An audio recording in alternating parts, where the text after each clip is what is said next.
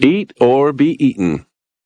Saturday, November 30th, 1991. Henry is 28. Claire is 20. Claire has invited me to dinner at her apartment. Charisse, Claire's roommate, and Gomez, Charisse's boyfriend, will also be dining. At 6:59 p.m. Central Standard Time, I stand in my Sunday best in Claire's vestibule with my finger on her buzzer, fragrant yellow freesia, and an Australian Cabernet in my other arm, and my heart in my mouth. I have not been to Claire's before, nor have I met any of her friends. I have no idea what to expect. The buzzer makes a horrible sound, and I open the door. "All the way up!" hollers a deep male voice. I plod up 4 flights of stairs. The person attached to the voice is tall and blonde, sports the world's most immaculate pompadour and a cigarette, and is wearing a Solidarnosc t-shirt. He seems familiar, but I can't place him. For a person named Gomez, he looks very Polish. I find out later that his real name is Jan Gomolinski. "Welcome, library boy," Gomez booms. "Comrade," I reply, and hand him the flowers and the wine. We eyeball each other, achieve détente, and with a flourish, Gomez ushers me into the apartment. Claire and Charisse are in the kitchen. "My kittens, I have brought you a new toy," Gomez intones. "It answers to the name of Henry, but you can call it Library Boy." I meet Claire's eyes. She shrugs her shoulders and holds her face out to be kissed. I oblige with a chaste peck and turn to shake hands with Charisse, who is short and round in a very pleasing way, all curves and long black hair. She has such a kind face that I have an urge to confide something, anything, to her, just to see her reaction. She's a small Filipino Madonna. In a sweet, "Don't fuck with me" voice, she says, "Oh, Gomez, do shut up. Hello, Henry. I'm Charisse Bonavant. Please ignore Gomez. I just keep him around to lift heavy objects." "And sex. Don't forget the sex," Gomez reminds her. He looks at me. "Beer?" "Sure." He delves into the fridge and hands me a Blatz. I pry off the cap and take a long pull. The kitchen looks as though a Pillsbury dough factory has exploded in it.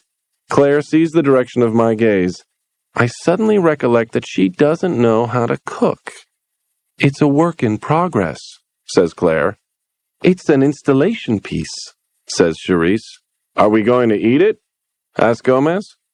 I look from one to the other, and we all burst out laughing. "Do any of you know how to cook?" "No. Gomez can make rice." "Only rice-a-roni." "Claire knows how to order pizza." "And Thai. I can order Thai, too." "Charisse knows how to eat."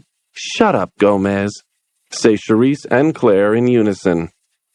I examine the chaos more closely. I could make something out of this.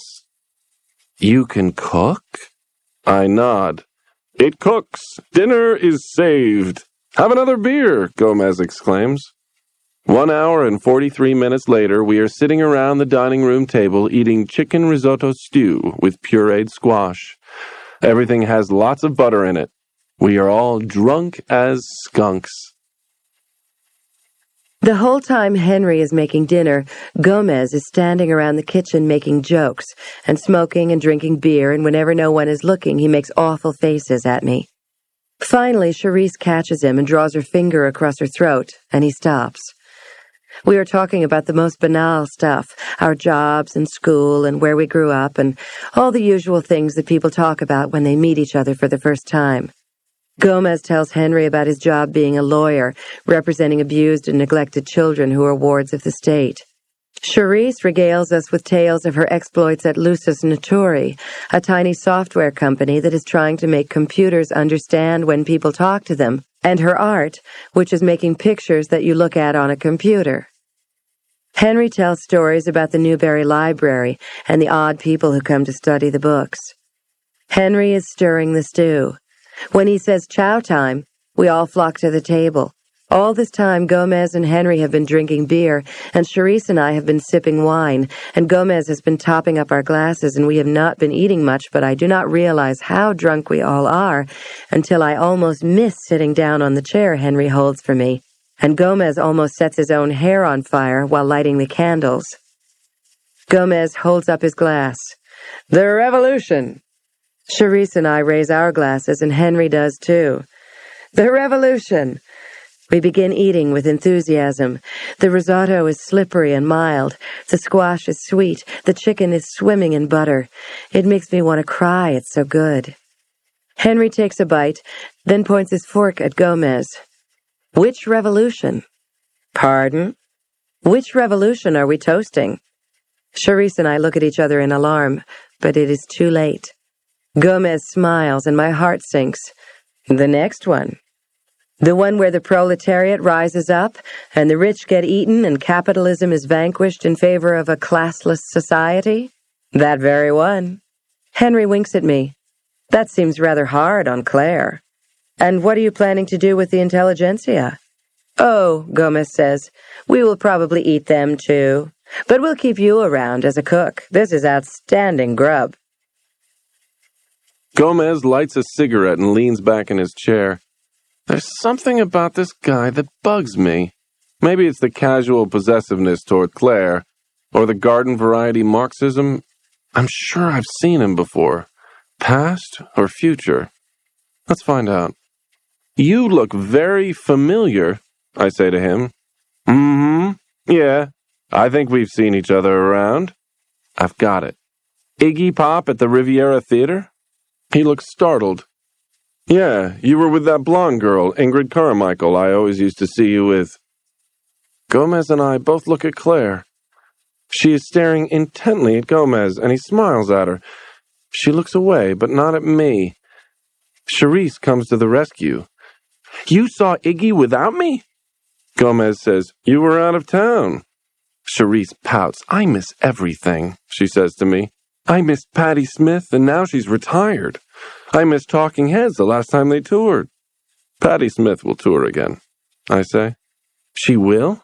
How do you know?" asks Charisse. Claire and I exchange glances. "I'm just guessing," I tell her.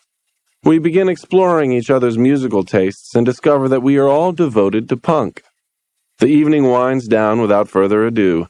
Claire walks me downstairs. We stand in the foyer between the outer door and the inner door. "I'm sorry," she says. "Oh, not at all. It was fun. I didn't mind cooking." "No," Claire says, looking at her shoes. "About Gomez." It's cold in the foyer. I wrap my arms around Claire and she leans against me. "What about Gomez?" I ask her. Something's on her mind. But then she shrugs. "It'll be okay," she says, and I take her word for it. We kiss. I open the outer door, and Claire opens the inner door. I walk down the sidewalk and look back. Claire is still standing there in the half-open doorway watching me. I stand, wanting to go back and hold her, wanting to go back upstairs with her. She turns and begins to walk upstairs, and I watch until she is out of sight. Saturday, December 14th, 1991. Tuesday, May 9th, 2000. Henry is 36. I'm stomping the living shit out of a large, drunk suburban guy who had the effrontery to call me a faggot and then try to beat me up to prove his point. We are in the alley next to the Vic Theater. I can hear the Smoking Pope's bass leaking out of the theater's side exits as I systematically smash this idiot's nose and go to work on his ribs. I'm having a rotten evening, and this fool is taking the brunt of my frustration. "Hey, library boy!" I turn from my groaning, homophobic yuppie to find Gomez leaning against a dumpster, looking grim. "Comrade!" I step back from the guy I've been bashing, who slides gratefully to the pavement doubled up. "How goes it?" I'm very relieved to see Gomez, delighted, actually, but he doesn't seem to share my pleasure. "Gee, I don't want to disturb you or anything, but that's a friend of mine you're dismembering there." Well, he requested it, just walked right up to me and said, "Sir, I urgently need to be firmly macerated." "Oh, Well, hey, well done. Fucking artistic, actually. Thank you. Do you mind if I just scoop up old Nick here and take him to the hospital? Be my guest. Damn. I was planning to appropriate Nick's clothing, especially his shoes, brand new Doc Martens, deep red, barely worn. Gomez? Yeah? He stoops to lift his friend, who spits a tooth into his own lap. What's the date? December 14th. What year? He looks up at me like a man who has better things to do than humor lunatics and lifts Nick into a fireman's carry that must be excruciating. Nick begins to whimper. 1991. You must be drunker than you look. He walks up the alley and disappears in the direction of the theater entrance. I calculate rapidly. Today is not that long after Claire and I started dating. Therefore, Gomez and I hardly know each other. No wonder he was giving me the hairy eyeball. He reappears unencumbered. I made Trent deal with it. Nick's his brother. He wasn't best pleased. We start walking east, down the alley. Forgive me for asking, dear library boy, but why on earth are you dressed like that? I'm wearing blue jeans, a baby blue sweater with little yellow ducks all over it, and a neon red down vest with pink tennis shoes. Really, it's not surprising that someone would feel they needed to hit me. It was the best I could do at the time. I hope the guy I took these off was close to home. It's about 20 degrees out here. Why are you consorting with frat boys? Oh, we went to law school together. We are walking by the back door of the Army-Navy surplus store, and I experience a deep desire to be wearing normal clothing. I decide to risk appalling Gomez. I know he'll get over it. I stop. Comrade, this will only take a moment. I just need to take care of something. Could you wait at the end of the alley? What are you doing? Nothing. Breaking and entering. Pay no attention to the man behind the curtain. Mind if I come along? Yes. He looks crestfallen. All right, if you must. I step into the niche which shelters the back door. This is the third time I've broken into this place, although the other two occasions are both in the future at the moment. I've got it down to a science. First, I open the insignificant combination lock that secures the security grate, slide the grate back, pick the Yale lock with the inside of an old pen and a safety pin found earlier on Belmont Avenue, and use a piece of aluminum between the double doors to lift the inside bolt. Voila! Altogether, it takes about 3 minutes. Gomez regards me with almost religious awe. Where'd you learn to do that? It's a knack, I reply modestly. We step inside.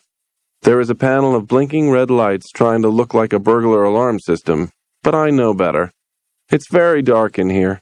I mentally review the layout and the merchandise. Don't touch anything, Gomez.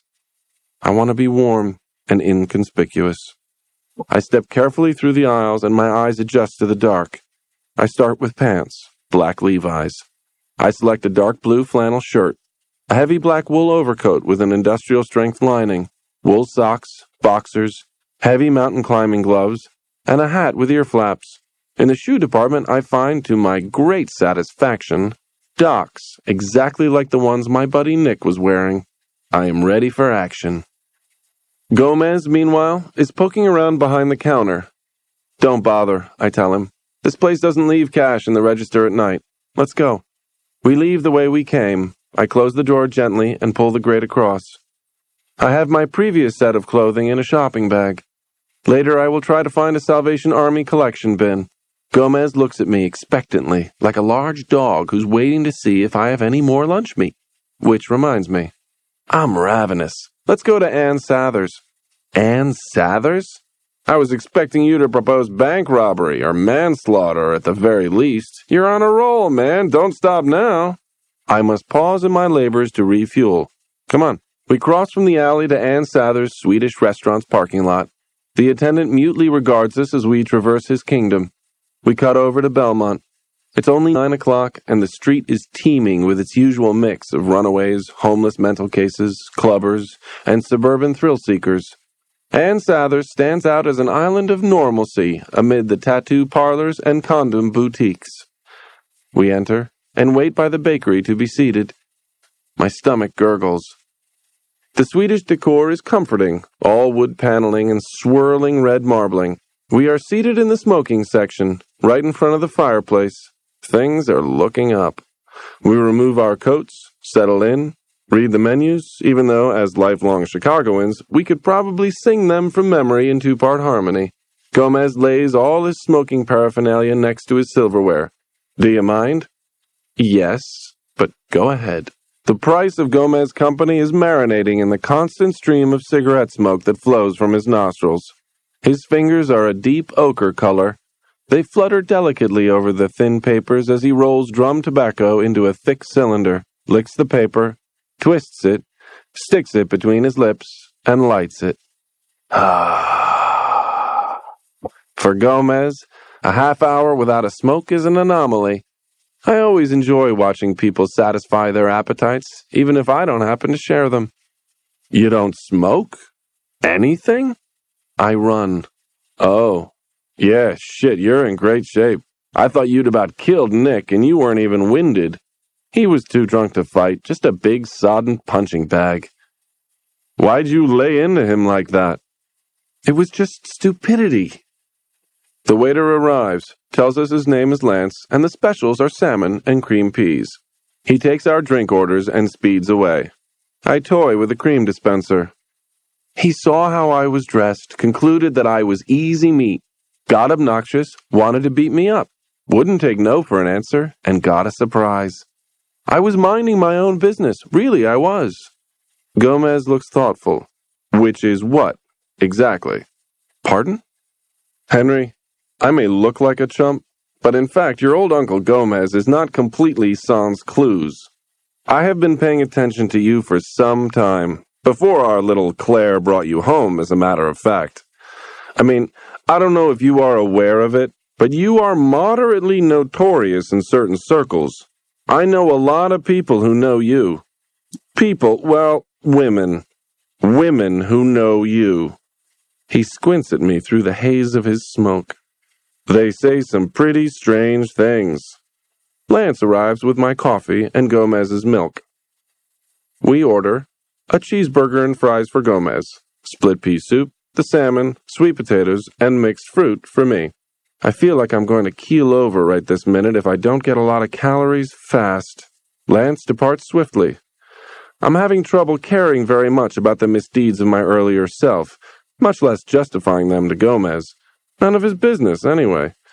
But he's waiting for my answer. I stir cream into my coffee, watching the slight white scum on the top dissipate in swirls. I throw caution to the winds. It doesn't matter, after all. What would you like to know, comrade? Everything. I want to know why a seemingly mild-mannered librarian beats a guy into a coma over nothing while wearing kindergarten teacher clothing. I want to know why Ingrid Carmichael tried to kill herself 8 days ago. I want to know why you look 10 years older right now than you did the last time I saw you. Your hair's going gray. I want to know why you can pick a Yale lock. I want to know why Claire had a photograph of you before she actually met you. Claire had a photo of me before 1991? I didn't know that. Oops. What did the photo look like? Gomez regards me. More like you look at the moment, not like you looked a couple of weeks ago when you came over for dinner. That was 2 weeks ago? Lord, this is only the second time Gomez and I have met. It was taken outdoors. You're smiling. The date on the back is June 1988. The food arrives, and we pause to arrange it on our little table. I start eating as though there's no tomorrow. Gomez sits, watching me eating, his food untouched. I've seen Gomez do his thing in court with hostile witnesses, just like this. He simply wills them to spill the beans. I don't mind telling all. I just want to eat first. In fact, I need Gomez to know the truth, because he's going to save my ass repeatedly in the years to come. I'm halfway through the salmon and he's still sitting. Eat, eat, I say in my best imitation of Mrs. Kim. He dips a fry in ketchup and munches it. Don't worry, I'll confess. Just let me have my last meal in peace. He capitulates and starts to eat his burger.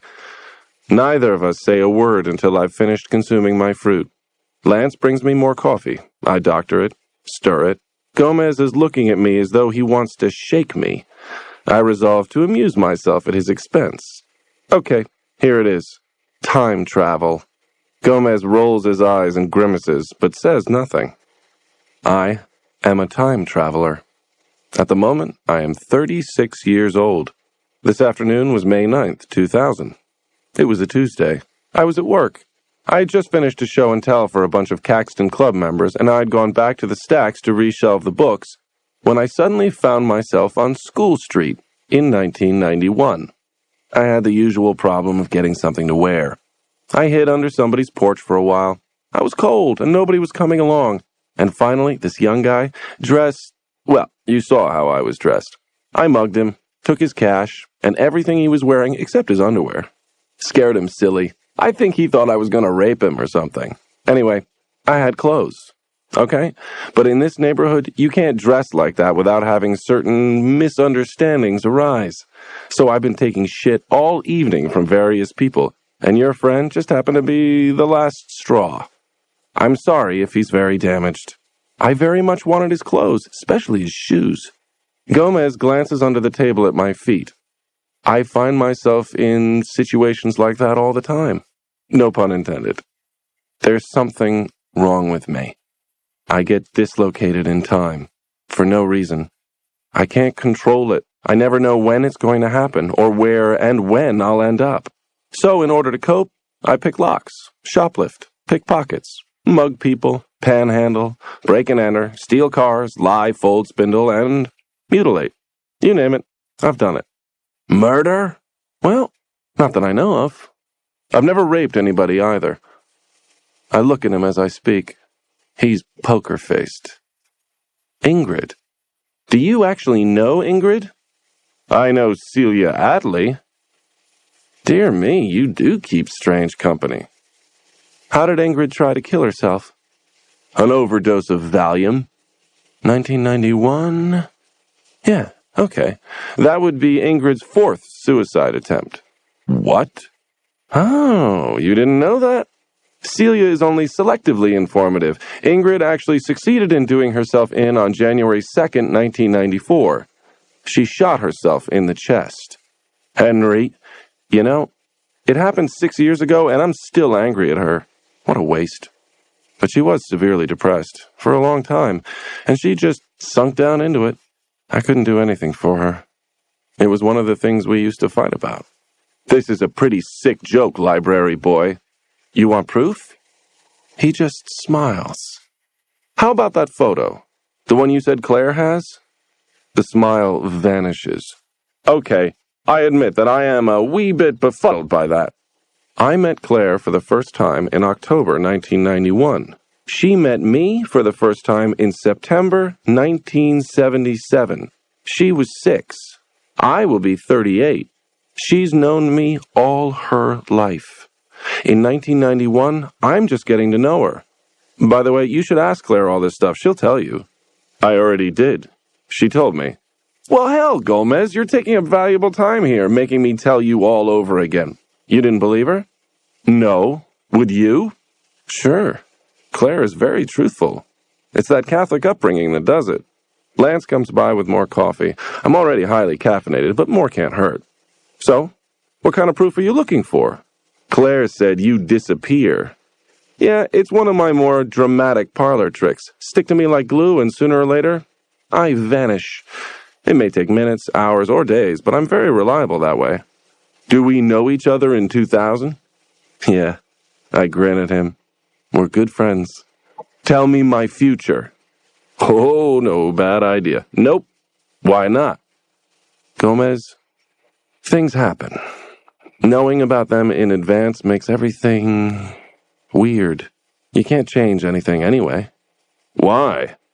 Causation only runs forward. Things happen once. Only once. If you know things, I feel trapped most of the time. If you are in time, not knowing, you're free. Trust me. He looks frustrated. You'll be the best man at our wedding. I'll be yours. You have a great life, Gomez. But I'm not going to tell you the particulars. Stock tips? Yeah, why not? In 2000, the stock market is insane, but there are amazing fortunes to be made, and Gomez will be one of the lucky ones. Ever heard of the internet? No. It's a computer thing. A vast worldwide network with regular people all plugged in, communicating by phone lines with computers. You want to buy technology stocks. Netscape, America Online, Sun Microsystems, Yahoo, Microsoft, Amazon.com. He's taking notes. .com? Don't worry about it. Just buy it at the IPO. I smile. Clap your hands if you believe in fairies. I thought you were poleaxing anyone who insinuated anything about fairies this evening. It's from Peter Pan, you illiterate. I suddenly feel nauseous. I don't want to cause a scene here, now. I jump up. Follow me, I say, running for the men's room. Gomez close behind me. I burst into the miraculously empty John. Sweat is streaming down my face. I throw up into the sink. Jesus H. Christ, says Gomez. Damn it, library! But I lose the rest of whatever he's about to say because I'm lying on my side, naked, on a cold linoleum floor in pitch blackness. I'm dizzy, so I lie there for a while. I reach out my hand and touch the spines of books. I'm in the stacks, at the Newberry. I get up and stagger to the end of the aisle and flip the switch. Light floods the row I'm standing in, blinding me. My clothes and the cart of books I was shelving are in the next aisle over. I get dressed, shelve the books, and gingerly open the security door to the stacks. I don't know what time it is, the alarms could be on, but no, everything is as it was. Isabel is instructing a new patron in the ways of the reading room. Matt walks by and waves. The sun pours in the windows, and the hands of the reading room clock point to 4:15. I've been gone less than 15 minutes. Amelia sees me and points to the door. I'm going out to Starbucks. You want Java? No, I don't think so, but thanks. I have a horrible headache. I stick my face into Roberto's office and tell him I don't feel well. He nods sympathetically, gestures at the phone, which is spewing Lightspeed Italian into his ear. I grab my stuff and leave. Just another routine day at the office for Library Boy. Saturday, December 22nd, 1991. Henry is 28 and 33. Claire is 20. We're on our way to the Violent Femmes concert at the Aragon Ballroom. After some reluctance on Henry's part, which I don't understand because he loves Les Femmes, we are cruising uptown in search of parking. I finally park on Argyle, and we walk shivering down the glassy, broken sidewalks. Henry walks fast, and I'm always a little out of breath when we walk together. I've noticed that he makes an effort to match my pace now. I pull off my glove and put my hand in his coat pocket, and he puts his arm around my shoulder. I'm excited because Henry and I have never gone dancing before, and I love the Aragon in all its decaying faux Spanish splendor. We stand in line for a few minutes. Henry seems tense, on guard. He holds my hand but stares out over the crowd. I take the opportunity to look at him. Henry is beautiful. His hair is shoulder length, combed back, black and sleek. He's cat-like, thin, exuding restlessness and physicality. He looks like he might bite.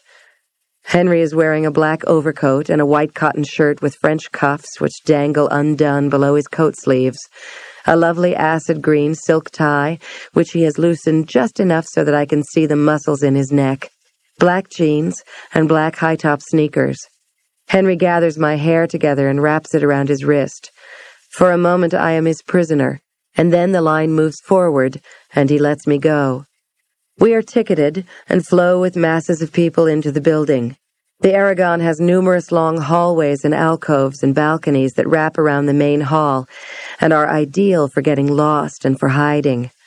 Henry and I go up to a balcony close to the stage and sit at a tiny table. We take off our coats. Henry is staring at me. "You look lovely." "That's a great dress. I can't believe you can dance in it." My dress is skin-tight lilac blue silk, but it stretches enough to move in. I tried it out this afternoon in front of a mirror, and it was fine. "Don't, please. I want to look at you with it down." The opening act begins its set. We listen patiently. Everyone is milling around, talking, smoking. There are no seats on the main floor. The noise is phenomenal. Henry leans over and yells in my ear, "Do you want something to drink?" "Just a Coke." He goes off to the bar. I rest my arms on the railing of the balcony and watch the crowd. Henry is gone for a long time. The warm-up band finishes to scattered applause, and roadies begin removing the band's equipment and bringing on a more or less identical bunch of instruments.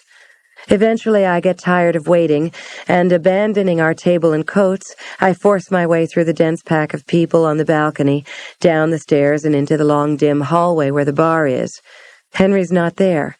I move slowly through the halls and alcoves, looking, but trying not to look like I'm looking. I spot him at the end of a hallway. He is standing so close to the woman that at first I think they are embracing. She has her back to the wall, and Henry leans over her with his hand braced against the wall above her shoulder.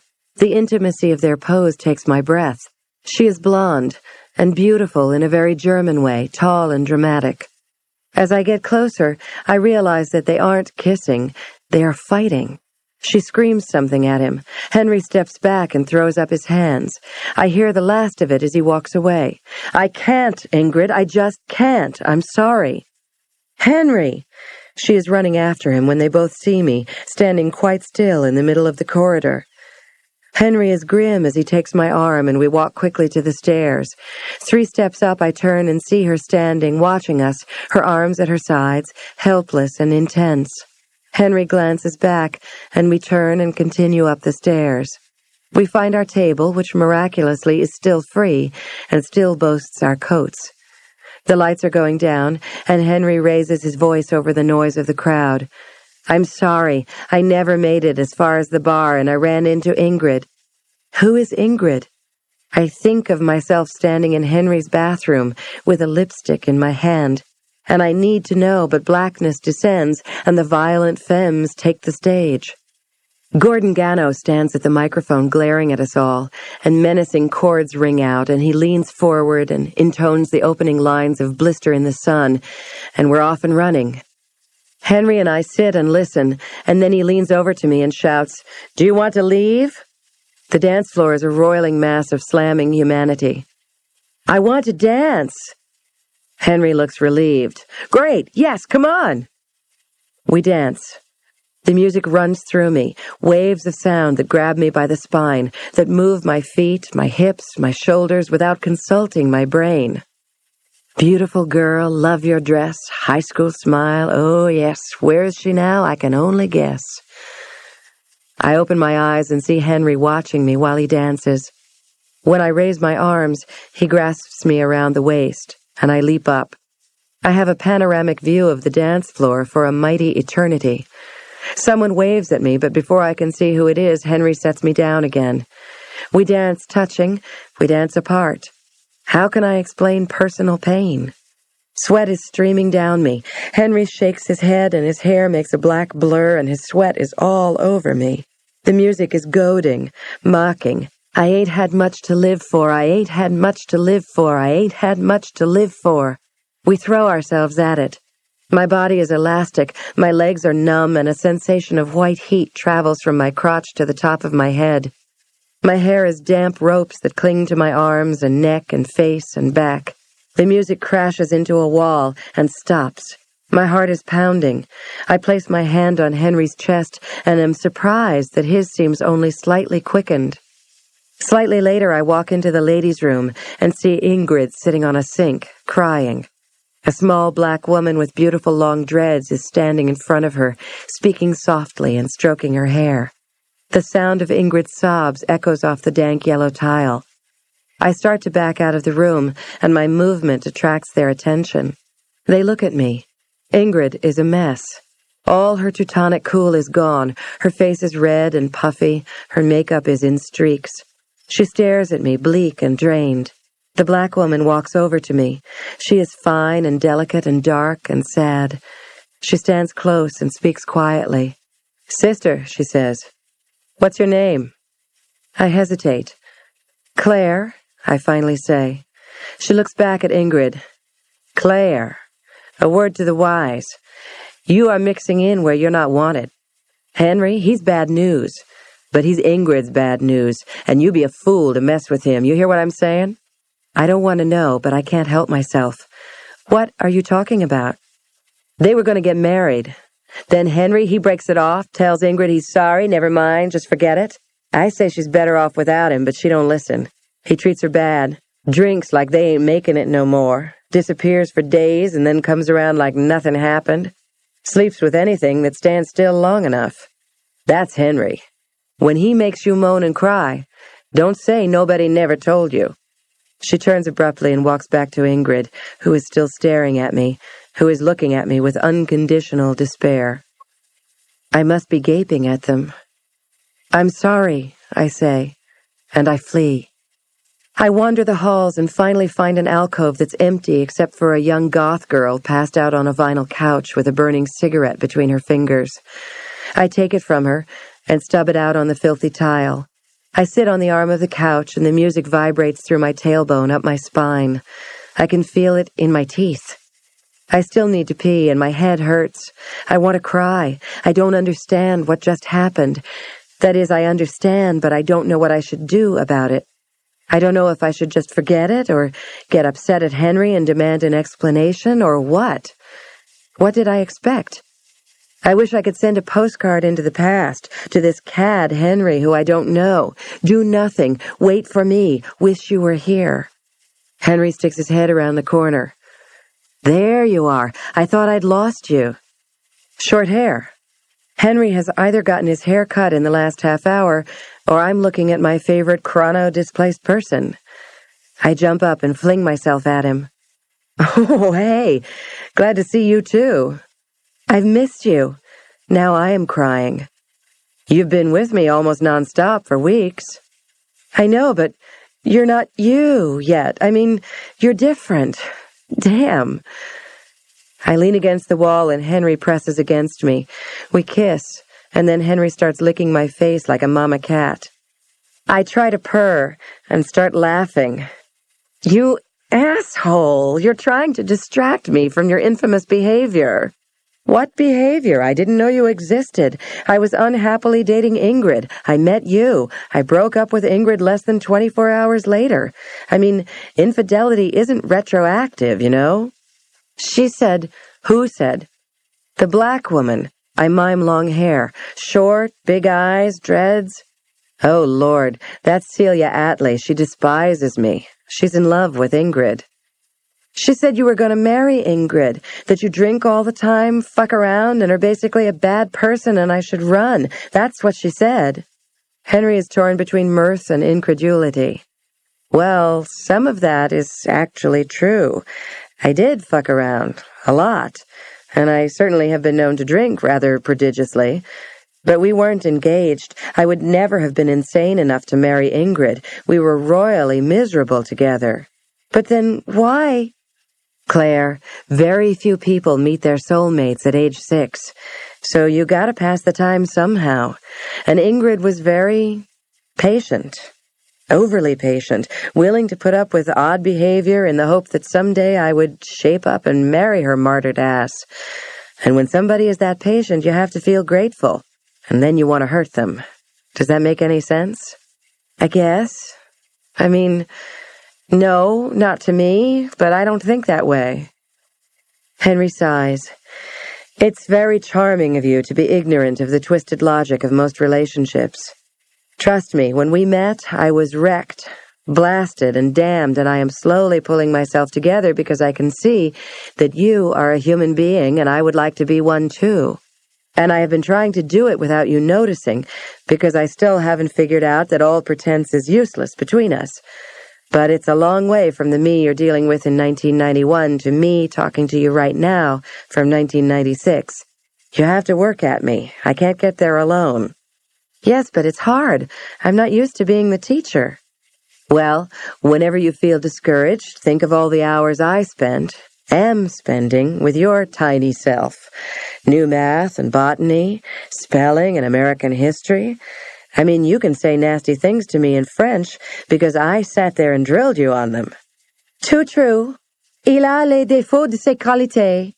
But I bet it's easier to teach all that than to teach how to be happy. But you make me happy. It's living up to being happy that's the difficult part. Henry is playing with my hair, twirling it into little knots. Listen, Claire, I'm going to return you to the poor imbecile you came in with. I'm sitting upstairs feeling depressed and wondering where you are. I realize that I have forgotten my present Henry in my joy at seeing my once and future Henry, and I am ashamed. I feel an almost maternal longing to go solace the strange boy who is becoming the man before me, the one who kisses me and leaves me with an admonition to be nice. As I walk up the stairs, I see the Henry of my future fling himself into the midst of the slam dancers, and I move as in a dream to find the Henry who is my here and now. Christmas Eve, 3. Tuesday, Wednesday, Thursday, December 24th, 25th, 26th, 1991. Claire is 20. Henry is 28. It's 8:32 a.m. on the 24th of December, and Henry and I are on our way to Meadowlark House for Christmas. It's a beautiful, clear day, no snow here in Chicago, but 6 inches on the ground in South Haven. My car is a very cute 1990 white Honda Civic, and I love it. But Henry really hates riding in cars, especially small cars. He's a horrible passenger, holding onto the armrest and braking the whole time we're in transit. He would probably be less afraid if he could be the driver, but for obvious reasons, Henry doesn't have a driver's license. So we're sailing along the Indiana toll road on this fine winter day. I'm calm and looking forward to seeing my family, and Henry is a basket case. It's different being with Henry in real time. When I was growing up, Henry came and went, and our encounters were concentrated and dramatic and unsettling. Henry had a lot of stuff he wasn't going to tell me, and most of the time he wouldn't let me get anywhere near him, so I always had this intense, unsatisfied feeling. When I finally found him in the present, I thought it would be like that. But in fact, it's so much better in many ways. First and foremost, instead of refusing to touch me at all, Henry is constantly touching me, kissing me, making love to me.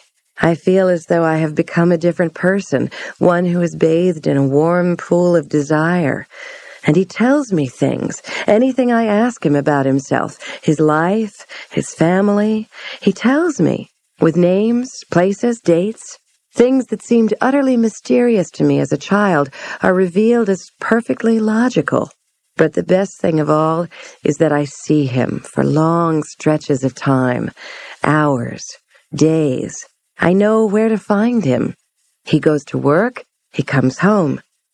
I open my address book just to look at the entry. Henry DeTamble, 714 Dearborn, 11E, Chicago, Illinois, 60610, 312-431-8313.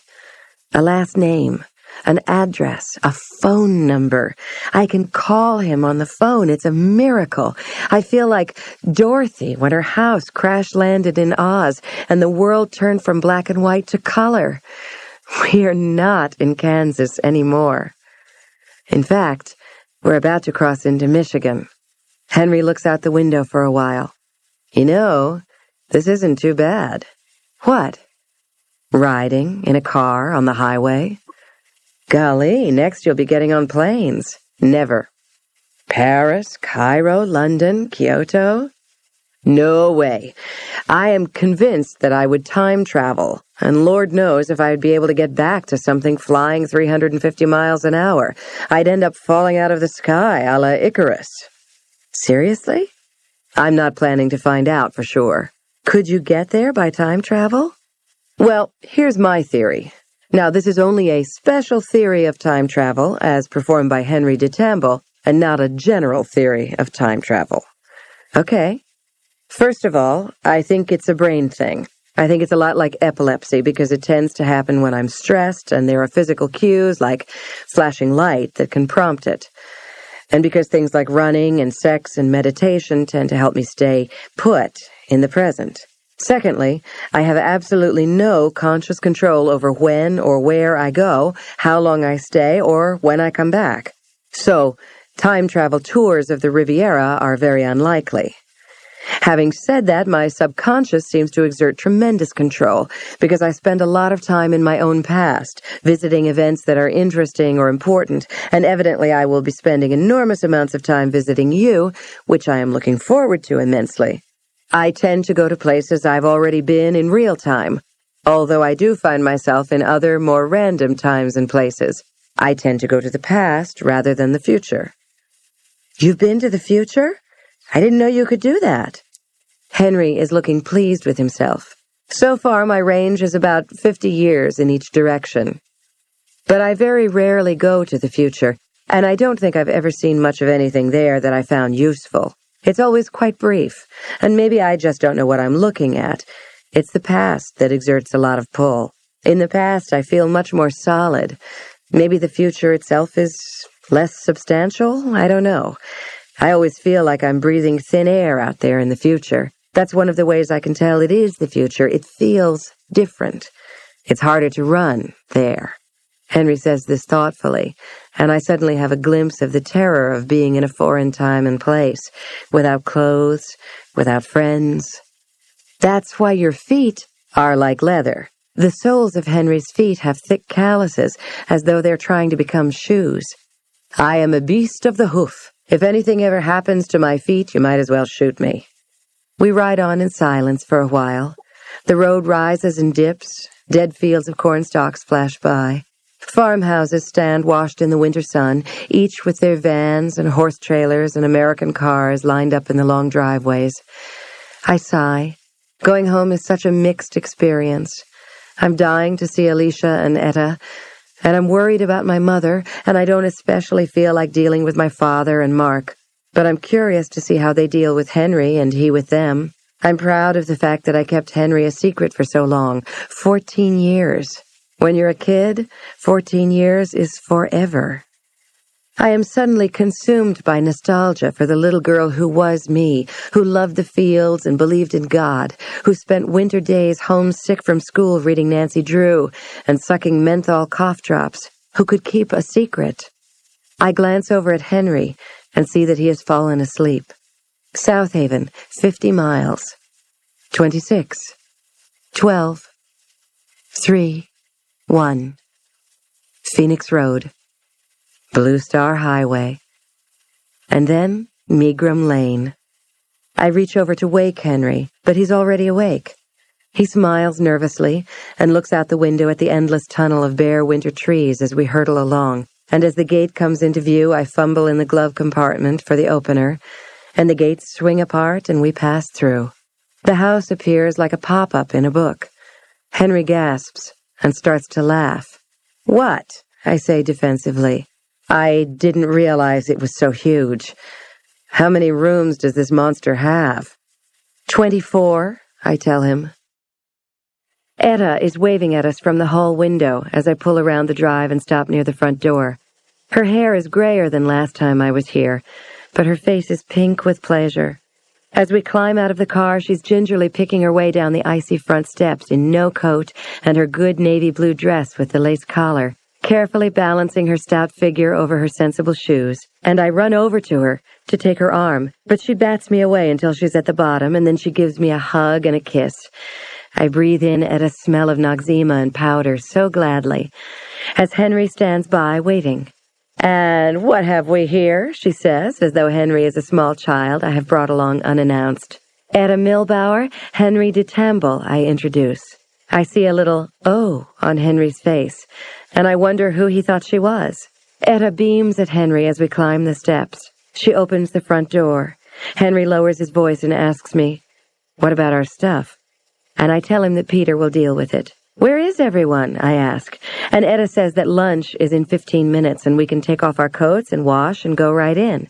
She leaves us standing in the hall and retreats to the kitchen. I turn, take off my coat, and hang it in the hall closet.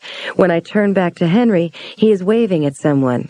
I peer around him and see Nell sticking her broad, snub-nosed face out of the dining room door, grinning, and I run down the hall and give her a big sloppy kiss, and she chuckles at me and says, "Pretty man, monkey girl," and ducks back into the other room before Henry can reach us.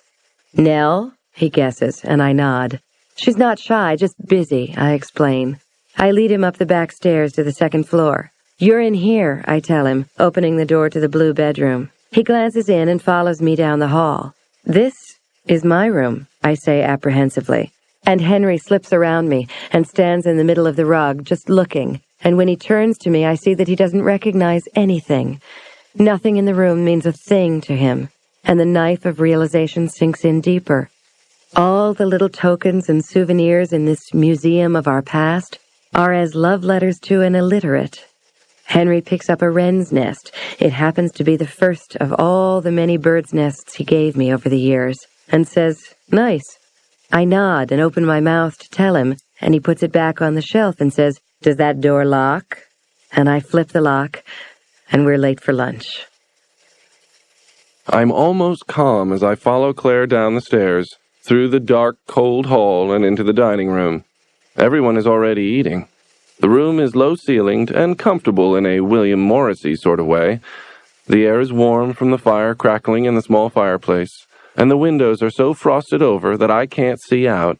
Claire goes over to a thin woman with pale red hair who must be her mother, who tilts her head to receive Claire's kiss, who half rises to shake my hand.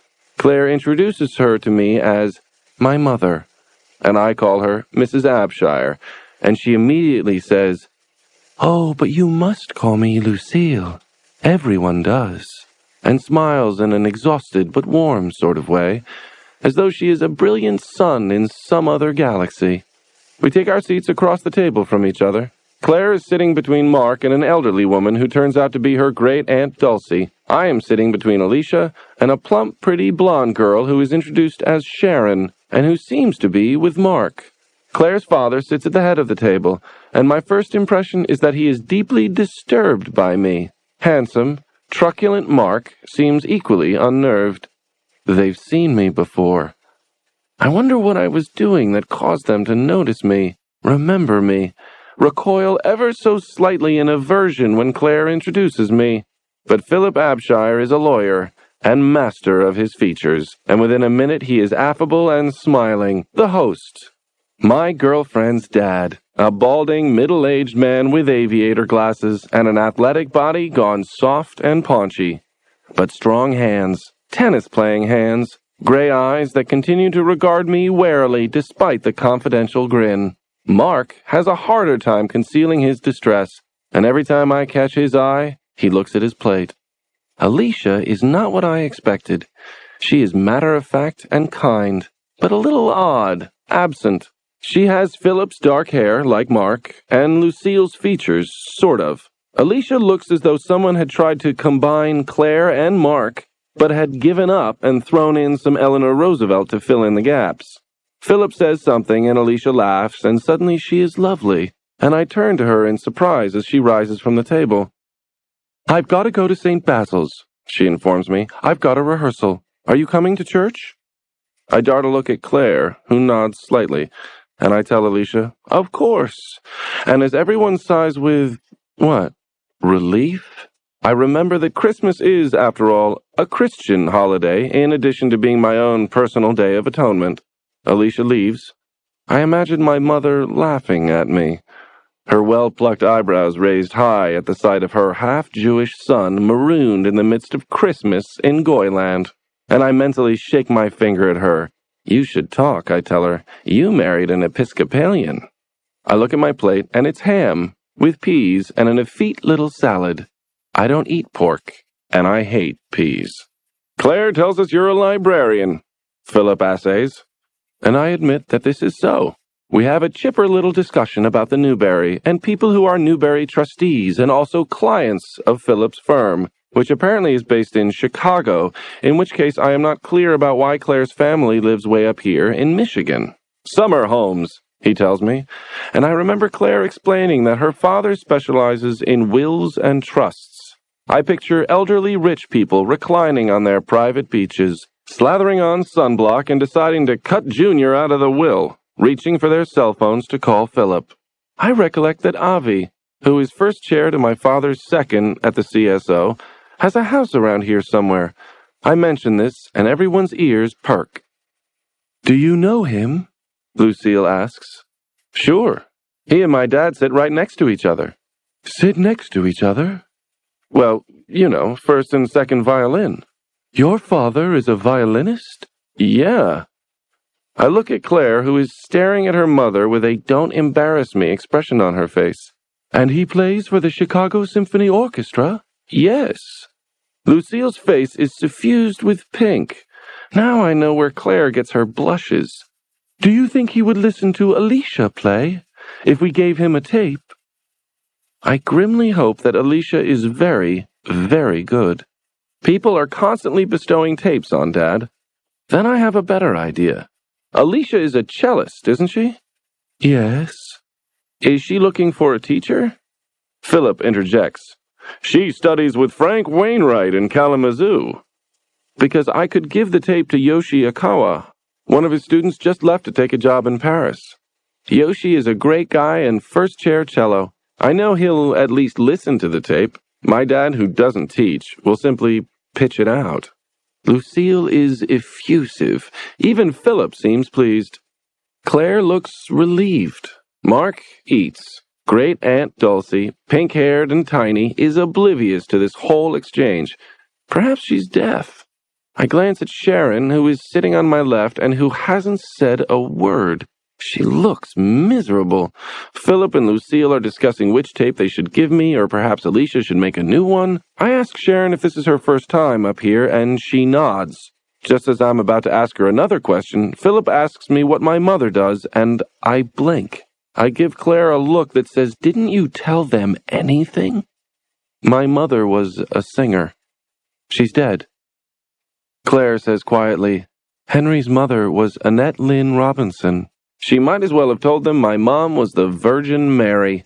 Philip's face lights up. Lucille makes a little fluttering motion with her hands. "Unbelievable. Fantastic. We have all her recordings." Und so weiter. But then Lucille says, "I met her when I was young. My father took me to hear Madama Butterfly, and he knew someone who took us backstage afterward, and we went to her dressing room, and she was there, and all these flowers, and she had her little boy. Why, that was you." I nod, trying to find my voice. Claire says, "What did she look like?" Mark says, "Are we going skiing this afternoon?" Philip nods. Lucille smiles, lost in memory. "She was so beautiful. She still had the wig on, that long black hair, and she was teasing the little boy with it, tickling him, and he was dancing around. She had such lovely hands, and she was just my height, so slender, and she was Jewish, you know, but I thought she looked more Italian." Lucille breaks off and her hand flies to her mouth, and her eyes dart to my plate, which is clean, except for a few peas. "Are you Jewish?" Mark asks pleasantly. I suppose I could be if I wanted, but nobody ever made a point of it. She died when I was 6, and my dad's a lapsed Episcopalian. "You look just like her," Lucille volunteers, and I thank her. Our plates are removed by Etta, who asks Sharon and me if we drink coffee. We both say yes at the same time, so emphatically that Claire's whole family laughs. Etta gives us a motherly smile, and minutes later she sets steaming cups of coffee in front of us, and I think, that wasn't so bad after all. Everyone talks about skiing and the weather, and we all stand up and Philip and Mark walk into the hall together. I ask Claire if she's going skiing, and she shrugs and asks me if I want to, and I explain that I don't ski and have no interest in learning. She decides to go anyway after Lucille says that she needs someone to help her with her bindings. As we walk up the stairs, I hear Mark say, "Incredible resemblance," and I smile to myself. Later, after everyone is left and the house is quiet, I venture down from my chilly room in search of warmth and more coffee. I walk through the dining room and into the kitchen, and am confronted by an amazing array of glassware, silver, cakes, peeled vegetables, and roasting pans in a kitchen that looks like something you'd see in a 4-star restaurant. In the midst of it all stands Nell, with her back to me, singing Rudolph the Red-Nosed Reindeer, and waggling her large hips, waving a baster at a young black girl who points at me mutely. Nell turns around and smiles a huge gap-toothed smile, and then says, "What you doing in my kitchen, Mr. Boyfriend?" I was wondering if you had any coffee left. Left? What do you think, I let coffee sit around all day getting vile? Nell allows me to stay in her kitchen while she makes me coffee. Now scat, so I can get on here. I take my large mug of fragrant coffee and wend my way to the living room, where there is a huge Christmas tree and a fire. It looks like an ad for Pottery Barn. I settle myself in an orange wing chair by the fire and am riffing through the pile of newspapers when someone says, "Where'd you get the coffee?" And I look up and see Sharon sitting across from me in a blue armchair that exactly matches her sweater. "Hi," I say. I'm sorry." "That's okay," Sharon says. "I went to the kitchen, but I guess we're supposed to use the bell, whatever that is." We scan the room, and sure enough, there's a bell pull in the corner. "This is so weird," Sharon says. "We've been here since yesterday, and I've been just kind of creeping around, afraid to use the wrong fork or something." "Where are you from?" "Florida." She laughs. "I never had a white Christmas till I got to Harvard. My dad owns a gas station in Jacksonville. I figured after school I'd go back there, 'cause I don't like the cold. But now I guess I'm stuck." "How come?" Sharon looks surprised. "Didn't they tell you? Mark and I are getting married." I wonder if Claire knows this. It seems like something she would have mentioned, and then I noticed the diamond on Sharon's finger. "Congratulations." "I guess. Thank you." Aren't you sure about getting married?" Sharon actually looks like she's been crying. She's all puffy around the eyes. "Well, I'm pregnant, so, it doesn't necessarily follow." "Yeah, it does, if you're Catholic." Sharon sighs and slouches into the chair. I actually know several Catholic girls who have had abortions and weren't struck down by lightning, but apparently Sharon's is a less accommodating faith. "Well, congratulations." When?" "January 11th. She sees my surprise and says, "Oh, the baby?" "April." She makes a face. "I hope it's over spring break, because otherwise I don't see how I'll manage. Not that it matters so much now." "What's your major?" "Pre-med. My parents are furious. They're leaning on me to give it up for adoption." "Don't they like Mark?" "They've never even met Mark. It's not that. They're just afraid I won't go to medical school and it will all be a big waste." The front door opens and the skiers have returned. A gust of cold air makes it all the way across the living room and blows over us.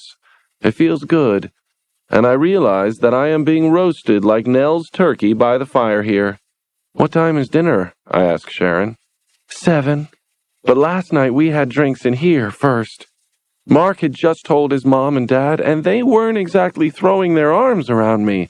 They were nice, How people can be nice but be mean at the same time. You'd think I got pregnant all by myself and Mark had nothing to do with it. I'm glad when Claire comes in. She throws her arms around me, and then, just as quickly, she turns to Sharon and says, "I just heard. Congratulations." And Claire embraces Sharon, who looks at me over Claire's shoulder, startled but smiling. Later, Sharon tells me, "I think you've got the only nice one." I shake my head, but I know what she means. There's an hour before dinner, and no one will notice if we're gone. "Come on," I tell Henry. "Let's go outside." He groans. "Must we? I want to show you something." We put on our coats and boots and hats and gloves and tromp through the house and out the back door.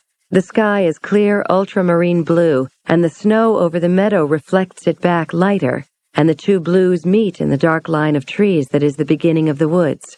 It's too early for stars, but there's an airplane blinking its way across space.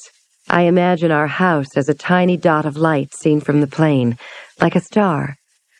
This way. The path to the clearing is under 6 inches of snow. I think of all the times I have stomped over bare footprints so no one would see them running down the path toward the house. Now there are deer tracks and the prints of a large dog. The stubble of dead plants under snow, wind, the sound of our boots. The clearing is a smooth bowl of blue snow. The rock is an island with a mushroom top. This is it. Henry stands with his hands in his coat pockets. He swivels around, looking. So, this is it, he says. I search his face for a trace of recognition. Nothing. Do you ever have déjà vu? I ask him. Henry sighs. My whole life is one long déjà vu. We turn and walk over our own tracks, back to the house. Later. I have warned Henry that we dress for dinner on Christmas Eve, and so when I meet him in the hall, he is resplendent in a black suit, white shirt, maroon tie with a mother-of-pearl tie clasp. Goodness, I say, you've shined your shoes. I have, he admits. Pathetic, isn't it? You look perfect. A nice young man. When in fact I am the punk librarian deluxe, parents beware. They'll adore you. I adore you. Come here. Henry and I stand before the full-length mirror at the top of the stairs, admiring ourselves. I am wearing a pale green silk strapless dress which belonged to my grandmother. I have a photograph of her wearing it on New Year's Eve, 1941. Henry is kissing my neck when someone coughs and we spring apart. Mark and Sharon stand in the door of Mark's room, which Mama and Daddy have reluctantly agreed there is no point in their not sharing. None of that now, Mark says in his annoyed schoolmarm voice. Haven't you learned anything from the painful example of your elders, boys and girls? Yes, replies Henry. Be prepared. He pats his pants pocket, which is actually empty, with a smile, and we sail down the stairs as Sharon giggles. Everyone's already had a few drinks when we arrive in the living room. Alicia makes our private hand signal, watch out for Mama, she's messed up. Mama is sitting on the couch looking harmless, her hair all piled up into a chignon, wearing her pearls and her peach velvet dress with the lace sleeves. She looks pleased when Mark goes over and sits down next to her, laughs when he makes some little joke for her, and I wonder for a moment if Alicia is mistaken. But then I see how Daddy is watching Mama, and I realize that she must have said something awful just before we came in. Daddy is standing by the drinks cart, and he turns to me, relieved, and pours me a Coke and hands Mark a beer and a glass. He asks Sharon and Henry what they'll have. Sharon asks for La Croix. Henry, after pondering for a moment, asks for scotch and water. My father mixes drinks with a heavy hand, and his eyes bug out a little when Henry knocks back the scotch effortlessly. Another? No, thank you. I know by now that Henry would like to simply take the bottle and a glass and curl up in bed with a book, and that he is refusing seconds because he would then feel no compunction about thirds and fourths. Sharon hovers at Henry's elbow, and I abandon them, crossing the room to sit by Aunt Dulcie in the window seat. Oh, child, how lovely. I haven't seen that dress since Elizabeth wore it to the party the Lichts had at the planetarium. Alicia joins us. She is wearing a navy blue turtleneck with a tiny hole where the sleeve is separating from the bodice, and an old bedraggled kilt with wool stockings that bag around her ankles like an old lady's. I know she's doing it to bug Daddy, but still. What's wrong with Mama? I ask her. Alicia shrugs. She's pissed off about Sharon. What's wrong with Sharon? Inquires Dulcie, reading our lips. She seems very nice, nicer than Mark, if you ask me. She's pregnant, I tell Dulcie. They're getting married. Mama thinks she's white trash because she's the first person in her family to go to college. Dulcie looks at me sharply and sees that I know what she knows. Lucille, of all people, ought to be a little understanding of that young girl. Alicia is about to ask Dulcie what she means when the dinner bell rings, and we rise, Pavlovian, and file toward the dining room. I whisper to Alicia, "Is she drunk?" And Alicia whispers back, "I think she was drinking in her room before dinner."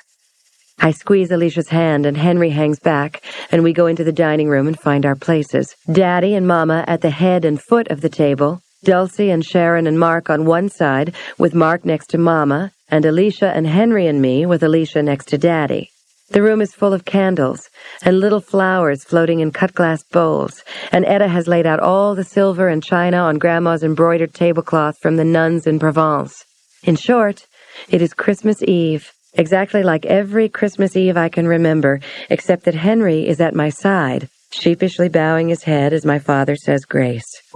Heavenly Father, we give thanks on this holy night for your mercy and for your benevolence, for another year of health and happiness, for the comfort of family, and for new friends.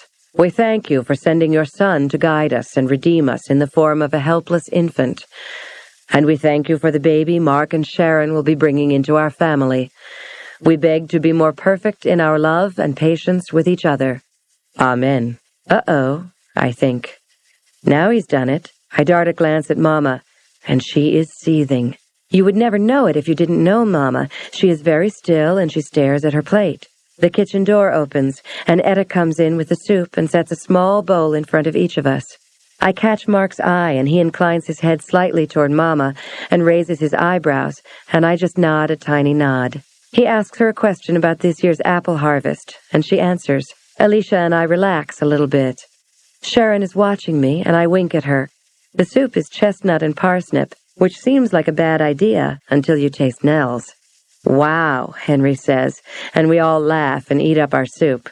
Etta clears away the soup bowls, and Nell brings in the turkey. It is golden and steaming and huge, and we all applaud enthusiastically as we do every year. Nell beams and says, well now, as she does every year. Oh, Nell, it's perfect, my mother says with tears in her eyes.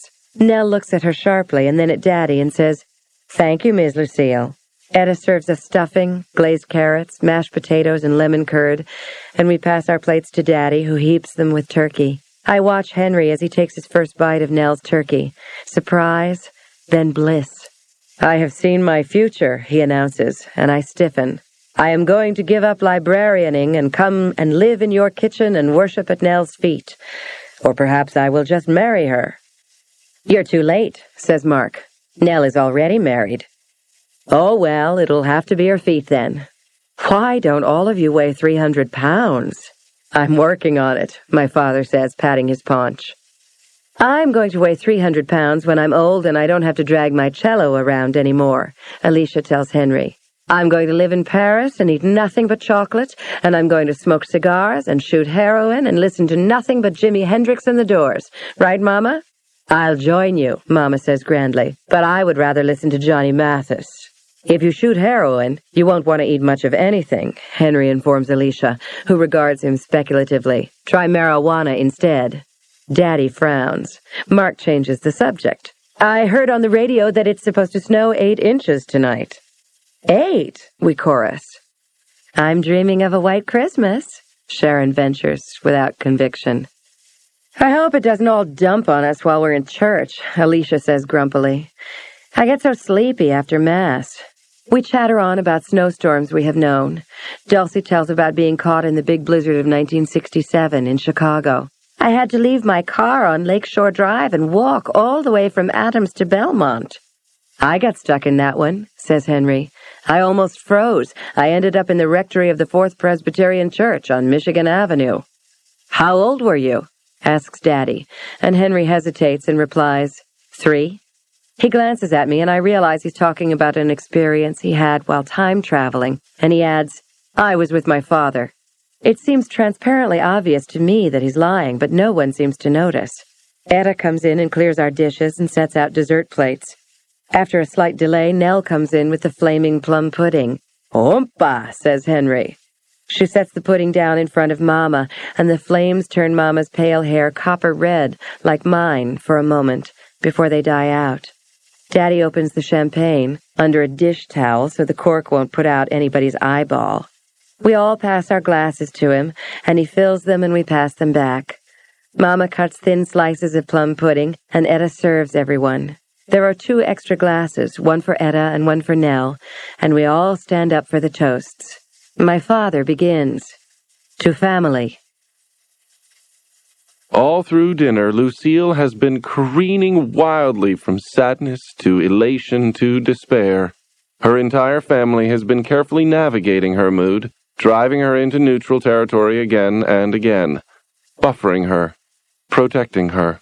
But as we sit down and begin to eat dessert, she breaks down and sobs silently, her shoulders shaking, her head turned away as though she's going to tuck it under her wing like a sleeping bird.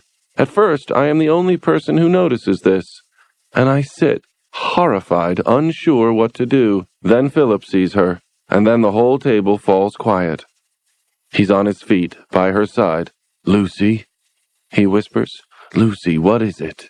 Claire hurries to her, saying, "Come on, Mama, it's okay, Mama." Lucille is shaking her head, "No, no, no," and wringing her hands. Philip backs off. Claire says, "Hush," and Lucille is speaking urgently but not very clearly. I hear a rush of unintelligibleness, and then, "All wrong," and then, "Ruin his chances," and finally, "I am just utterly disregarded in this family," and "hypocritical," and then sobs. To my surprise, it's Great Aunt Dulcie who breaks the stunned stillness. "Child, if anybody's a hypocrite here, it's you. You did the exact same thing, and I don't see that it ruined Philip's chances one bit. Improved them, if you ask me." Lucille stops crying and looks at her aunt, shocked into silence. Mark looks at his father, who nods once, and then at Sharon, who is smiling as though she's won at bingo. I look at Claire, who doesn't seem particularly astonished, and I wonder how she knew if Mark didn't. And I wonder what else she knows that she hasn't mentioned.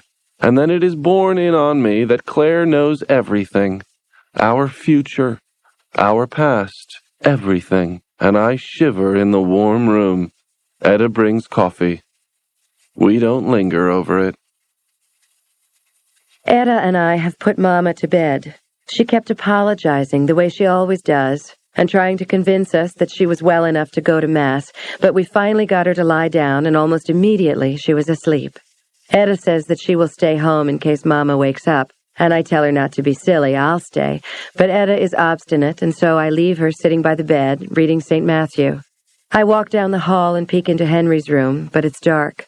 When I open my door, I find Henry supine on my bed, reading A Wrinkle in Time.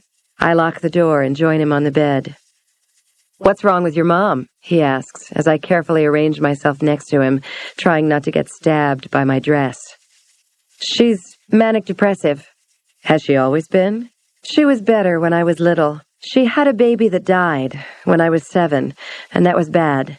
She tried to kill herself. I found her. I remember the blood everywhere. The bathtub full of bloody water, the towels soaked with it. Screaming for help, and nobody was home. Henry doesn't say anything, and I crane my neck, and he is staring at the ceiling. "Claire," he finally says. "What? How come you didn't tell me? I mean, there's kind of a lot of stuff going on with your family that it would have been good to know ahead of time." "But you knew." I trail off. He didn't know. How could he know? "I'm sorry, it's just, I told you when it happened, and I forget that now is before then, and so I think you know all about it." Henry pauses and then says, "Well, I've sort of emptied the bag as far as my family is concerned. All the closets and skeletons have been displayed for your inspection, and I was just surprised. I don't know. But you haven't introduced me to him. I'm dying to meet Henry's dad, but I've been afraid to bring it up." "No, I haven't. Are you going to?" "Eventually." "When?" I expect Henry to tell me I'm pushing my luck like he always used to when I ask too many questions, but instead he sits up and swings his legs off the side of the bed.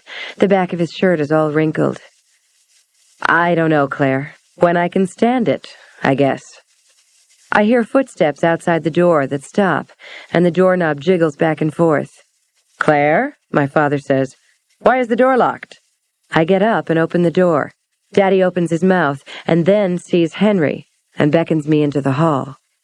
"Claire, you know your mother and I don't approve of you inviting your friend into your bedroom," he says quietly. "There are plenty of rooms in this house." "We were just talking." "You can talk in the living room." I was telling him about Mama, and I didn't want to talk about it in the living room, okay? Honey, I really don't think it's necessary to tell him about your mother. After the performance she just gave, what am I supposed to do? Henry can see for himself that she's wacko. He isn't stupid. My voice is rising, and Alicia opens her door and puts her finger to her lips. Your mother is not wacko, my father says sternly. Yeah, she is, Alicia affirms, joining the fray. You stay out of this. The hell I will. Alicia! Daddy's face is dark red, and his eyes are protruding, and his voice is very loud. Etta opens Mama's door and looks at the three of us with exasperation. Go downstairs if you want to yell, she hisses, and closes the door. We look at each other, abashed. Later, I tell Daddy. Give me a hard time later. Henry has been sitting on my bed this whole time, trying to pretend he's not here. Come on, Henry, let's go sit in some other room.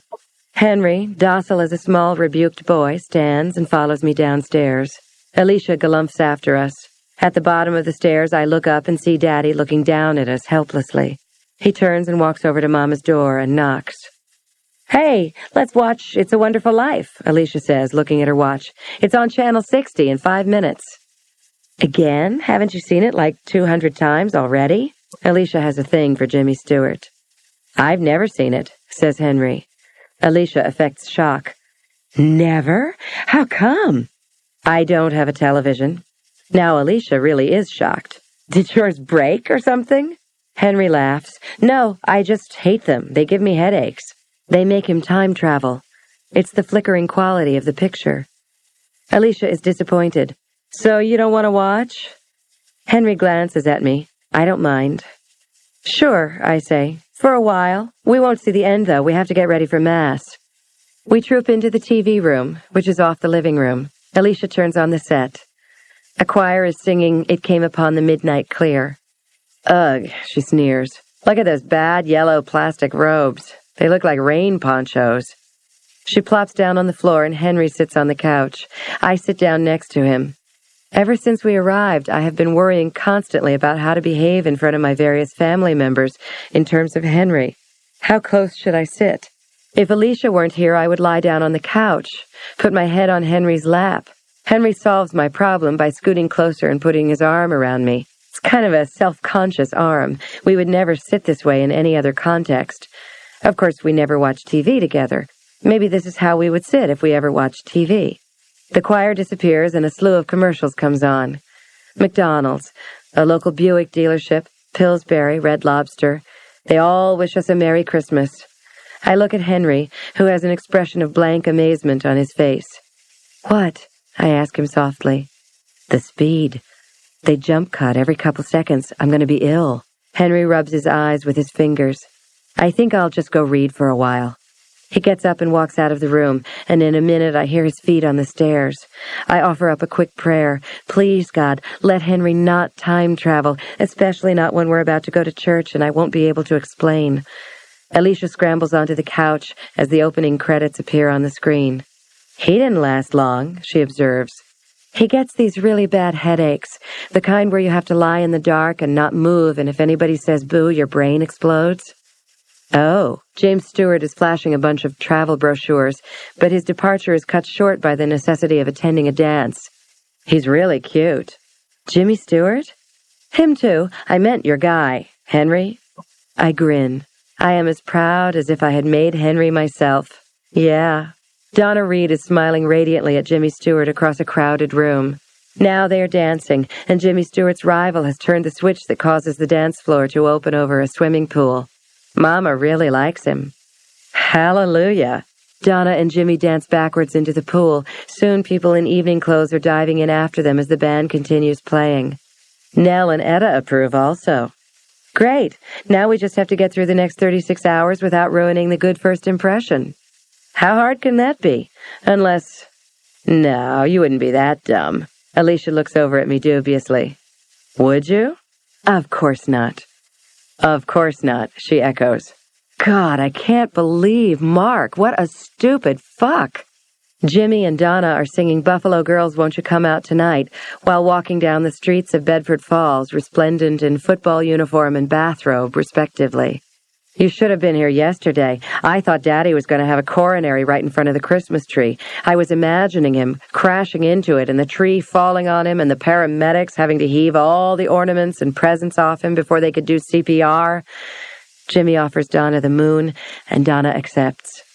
I thought you learned CPR in school. I would be too busy trying to revive Mama. It was bad, Claire. There was a lot of yelling. Was Sharon there? Alicia laughs grimly. Are you kidding? Sharon and I were in here trying to chat politely, and Mark and the parentals were in the living room screaming at each other. After a while, we just sat here and listened. Alicia and I exchange a look that just means, so what else is new? We have spent our lives listening to our parents yelling at each other, at us. Sometimes I feel like if I have to watch Mama cry one more time, I'm going to leave forever and never come back. Right now, I want to grab Henry and drive back to Chicago, where no one can yell, no one can pretend everything is okay and nothing happened. An irate, paunchy man in an undershirt yells at James Stewart to stop talking Donna Reed to death and just kiss her. I couldn't agree more, but he doesn't. Instead, he steps on her robe and she walks obliviously out of it, and the next thing you know, she's hiding naked in a large hydrangea bush. A commercial for Pizza Hut comes on, and Alicia turns off the sound. Claire? Yeah? Has Henry ever been here before? Uh-oh. No, I don't think so. Why? She shifts uneasily and looks away for a second. You're going to think I'm nuts. What? See, I had this weird thing happen. A long time ago, I was about 12, and I was supposed to be practicing, but then I remembered that I didn't have a clean shirt for this audition or something, and Etta and everybody were out someplace, and Mark was supposed to be babysitting, but he was in his room doing bongs or whatever. Anyway, so I went downstairs to the laundry room, and I was looking for my shirt, and I heard this noise. Like the door at the south end of the basement, the one that goes into the room with all the bicycles, that sort of whoosh noise. So I thought it was Peter, right? So I was standing in the door of the laundry room, sort of listening, and the door to the bicycle room opens, and Claire, you won't believe this, it was this totally naked guy who looked just like Henry. When I start laughing, it sounds fake. Oh, come on. Alicia grins. See, I knew you would think it was nuts, but I swear it really happened. So this guy just looks a little surprised, I'm standing there with my mouth hanging open and wondering if this naked guy is gonna, rape me or kill me or something. And he just looks at me and goes, "Oh, hi, Alicia," and walks into the reading room and shuts the door. Huh? So I run upstairs, and I'm banging on Mark's door, and he's telling me to buzz off, and so finally I get him to open the door, and he's so stoned that it takes a while before he gets what I'm talking about, and then, of course, he doesn't believe me, but finally I get him to come downstairs, and he knocks on the reading room door, and we are both really scared. It's like Nancy Drew, when you're thinking, those girls are really dumb, they should just call the police. But nothing happens, and then Mark opens the door, and there's nobody there, and he's mad at me for, making it up. But then we think the man went upstairs, so we both go and sit in the kitchen next to the phone with Nell's big carving knife on the counter. How come you never told me about this? Well, by the time you all got home, I felt kind of stupid, and I knew that Daddy especially would think it was a big deal, and nothing really happened. But it wasn't funny either, and I didn't feel like talking about it. Alicia laughs. I asked Grandma once if there were any ghosts in the house, but she said there weren't any she knew of. And this guy, or ghost, looked like Henry? Yeah, I swear, Claire, I almost died when you guys came in and I saw him. He's the guy. Even his voice is the same. Well, the one I saw in the basement had shorter hair, and he was older, maybe around 40. But if that guy was 40, and it was 5 years ago, Henry's only 28, so he would have been 23 then, Alicia. Oh. Huh. But Claire, it is too weird. Does he have a brother? No. His dad doesn't look much like him. Maybe it was, astral projection or something. Time travel, I offer, smiling. Oh, yeah, right. God, how bizarre. The TV screen is dark for a moment. Then we are back with Donna in her hydrangea bush and Jimmy Stewart walking around it with her bathrobe draped over one arm. He's teasing her, telling her he's going to sell tickets to see her. The cad, I think. Even as I blush, remembering worse things I've said and done to Henry vis-a-vis the issue of clothing/nakedness. But then a car rolls up and Jimmy Stewart throws Donna her bathrobe. "Your father's had a stroke," says someone in the car, and off he goes with hardly a backward glance, as Donna Reed stands, bereft in her foliage. My eyes tear up. "Geez, Claire, it's okay. He'll be back," Alicia reminds me. I smile, and we settle in to watch Mr. Potter, taunting poor Jimmy Stewart into giving up college and running a doomed savings and loan. "Bastard," Alicia says. "Bastard," I agree. As we walk out of the cold night air into the warmth and light of the church, my guts are churning. I've never been to a Catholic Mass. The last time I attended any sort of religious service was my mom's funeral. I am holding on to Claire's arm like a blind man as she leads us up the central aisle, and we file into an empty pew.